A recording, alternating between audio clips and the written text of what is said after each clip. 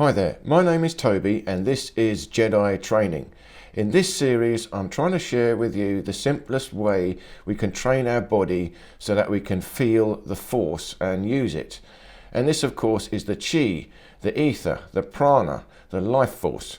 And this comes from ancient practices, internal Kung Fu, Tai Chi, Qigong, yoga, Taoist practice, all these sorts of things. And I'm trying to simplify it and reformulate it as JEDI training, because that's what it is. This is all about feeling the force. And today we're working on the shoulder joints. You just start by rolling the shoulders slowly and carefully. A nice tall spine, S curve in the spine, slight backwards arch, hold the belly in. And now try with bent arms. Hold up the arms and again circulate the shoulders.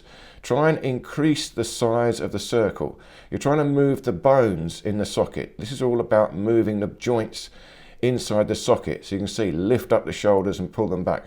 Now we just try this up and down. Lift up the shoulder in the socket and then push it down. Lift it up as high as you can and then let it drop down, stretch down. Now pull it all the way back as far as you can, the shoulder in the socket, and then push it all the way forward. Try to feel the maximum range of motion. This is about activating the tendons, the ligaments. So you can move your shoulders and your joints as people do, but you've got to move it to the limit and then try and stretch it. That's the point where you will activate the ligaments, the tendons. So now stretch your shoulders forward as far as you can, but still an upward spine, a vertical spine, belly pulled in. Now again, keep the spine still, but pull the shoulders backwards as far as you can. Now forwards as far as they will go, activate the ligaments, the tendons, and then pull back as far as it will go.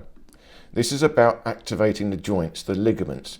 Now again, this is a little bit trickier. Try this one now.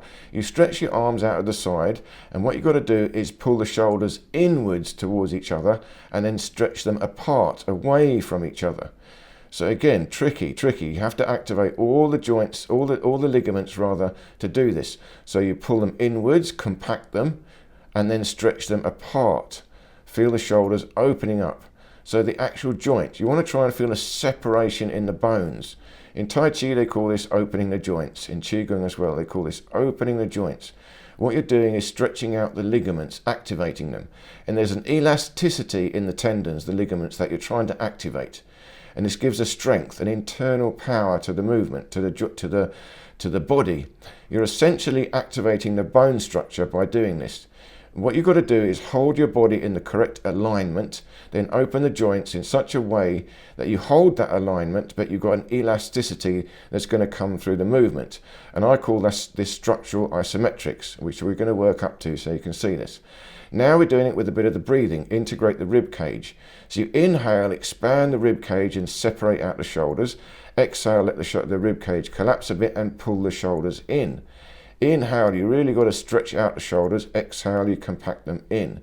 So you can see a slight movement, separating out and compacting in. It's only going to be millimeters, centimeter at the most, tiny amount of movement, or even an inch or two. Now, if you've got a partner, you can try this with your partner, or stretch towards a wall. So I'm trying to get my friend here to do this. What he's got to do is separate out his shoulder to try and reach me. So you again, the only way you can do this, nothing else moves, only the shoulder joint itself. You have to stretch out the shoulder joint such that your arm extends and you just reach towards, he's got to try and touch me. So this is a good way of practicing it. Then you also pull the shoulder in, compact it, and then stretch it away. So you're trying to increase the range of motion in your arms, but only using the joints. You're not bending the joints, you're actually using the joints themselves. Now, next one is you create small circles. Now again, we see this exercise everywhere, but what you've got to do is separate out the shoulders first. You're really trying to open up the shoulder joints, separate out the shoulders, and then do the circle. And again, you can synchronize it with the breathing in the rib cage, the back of the ribs. This is bucket breathing. But if you see the whole series, we're working up.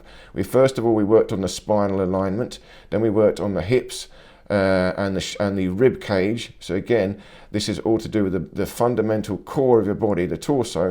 And now we're moving up to the shoulders. Now the next one here, just hold your arms up in front, lift up the shoulders, shrug them up. So this is the first thing, activate the shoulders to lift them up and down. But what you're doing is lifting them up and back, and then you're stretching them down and forward. So you're going at an angle now. You see, up, lift them up, shrug them up as high as you can, now pull them back. You're trying to pull them back as far as possible. Now down and then forward. Again, you're moving the bone in the socket. You've actually got to activate the tendons, lift them up and back, then down and forward. And you'll find when you try and reach the limit and stretch further, that's when you activate the tendons and even the muscles to a degree. You can think of this as bodybuilding, but you're increasing mobility, control of the joints, and you're strengthening the ligaments, you're strengthening the tendons when you do this. But again, you've got to go very slowly and carefully because you're moving your body in a way you might not have done before. Now what you're doing, this is the next level. Now we're moving up to isometric tension. So you lift the shoulders up and back, and then you pull the shoulders down and forward, but you resist. You resist it. So you're applying a resistance to it. The shoulders go up and back. So as you lift the shoulders up and back, you've got a resistance even to that. So you're resisting as you lift them up and back. Then holding them up and back, you try to squeeze them down and forward, but holding them up and back. Now what happens is your shoulders are going to go back towards the middle. You see, when your shoulders are in the middle point, there's no tension. You've got to try and find a way of creating tension in the middle, the midpoint of the shoulder, the perfect positioning. So you do that by lifting up and back and then holding it up and back, but trying to pull it forward and down. And then what happens is you've got a resistance when you reach the middle. So again, up and back, you can see here, even the arms are up and bent a little bit. It's not so much the arms, it's the shoulders. Now with that on, I squeeze down and forward. You're activating the obliques, the serratus muscle, the boxer's muscle. You're squeezing forward, even the pectoral muscles. But at the same time, you've got the trapezius muscle and the shoulders pulling up and back. So what you've got is an opening of the joint, and you are locking up the joint as you squeeze forward. And the end result is the shoulder will be about midpoint, mid position of the shoulder, which is slightly up and back. It's not all the way forward, it's not all the way back, just nicely in the middle, but held under isometric tension. And once you've got that, again, it's tension in the tendons and the ligaments, not the muscle. And you'll find you'll be able to move very fast from this. I'll show you later. So now what we've got here is the hips. We've done this already. Sit down in the horse riding stance, project the hips backwards like you're sitting on a chair, but also open at the front. So when you go down, that's what I was doing with my hands there, showing you to open the hips side to side. The same with the shoulders now. Separate out the shoulders side to side. So they're opening up. The hips and the shoulders are open. Then you lift the shoulders up and back, and the same business with that tension on, try and squeeze them down and forward. And at the same time now moving towards holding a fist. So now this moves up to martial arts. You can see this in traditional martial arts, karate, Shaolin Kung Fu have this.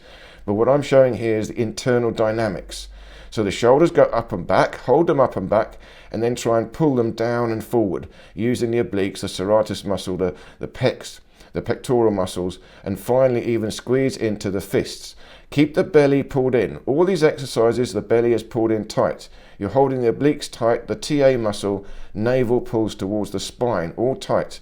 See there, that the obliques tight, the shoulders tight, and the end result is you lock up nice and tight, but it's tension in the tendons, not so much the muscles. So again, let me try and show you here more, again. Shoulders up and back, the spine is neutral.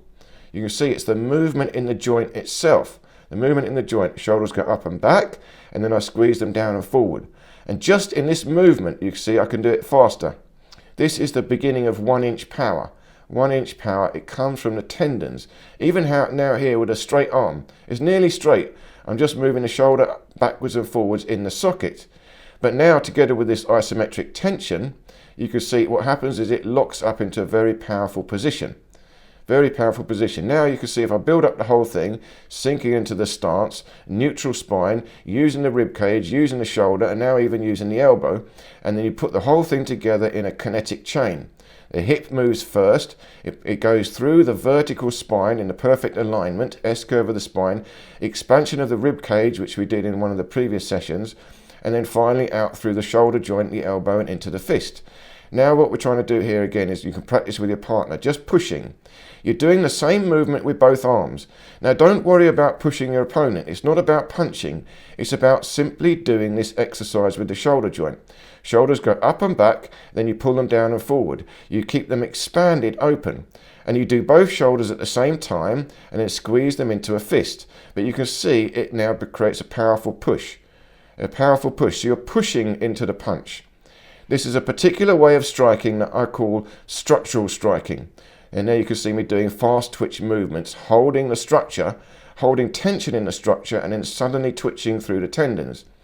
Now what we're doing here again is just a little bit of gentle freestyle movement, very carefully, very lightly, trying to keep a good positioning. And every now and then we're just going to do that locking up of the shoulders. So we both lock up, and you'll find a great strength. It's not about fighting your opponent. You've got to find the optimum position, the midpoint of your shoulders, and there you lock them up. You're trying to lift them up and back and push them down and forward at the same time and separate them apart. At the same time, you have the rib cage expanded, a slight backwards arch in the spine, the belly pulled in, and you're sitting down into the hip joint. You're creating an entire structure. Now you move fluidly, carefully, relaxed, holding the structure. Then every now and then we just lock up the shoulder joint into powerful arms. And you'll see it's very, very strong, but very low effort. It's not much work to do this. The tendons are much stronger than the muscles, and again, they allow fast twitch movements. This is the secret of developing internal power in the arms. And again, it works into striking all sorts of movement, all directions. I'm still essentially doing the same thing. Whether I'm lifting up or pushing down, all you've got to do is find the midpoint of the shoulders, align the whole structure, and lock up the structure with this isometric tension, structural isometrics. And when you get the feeling of this, and there you go, I'm trying to show a few fast twitch movements so you can see from relaxed, you can move very fast and it becomes internal, close range fighting, 1 inch power. Ever so simple once you get the hang of it, and it can be any direction, all angles, because what you're doing is starting from a neutral position.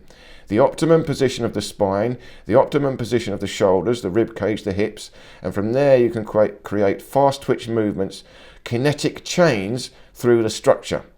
This is about this. So this little training is about tension, but tension in the ligaments, the tendons, and a careful control of it. So go slowly, go carefully. Again, this is not relaxed striking.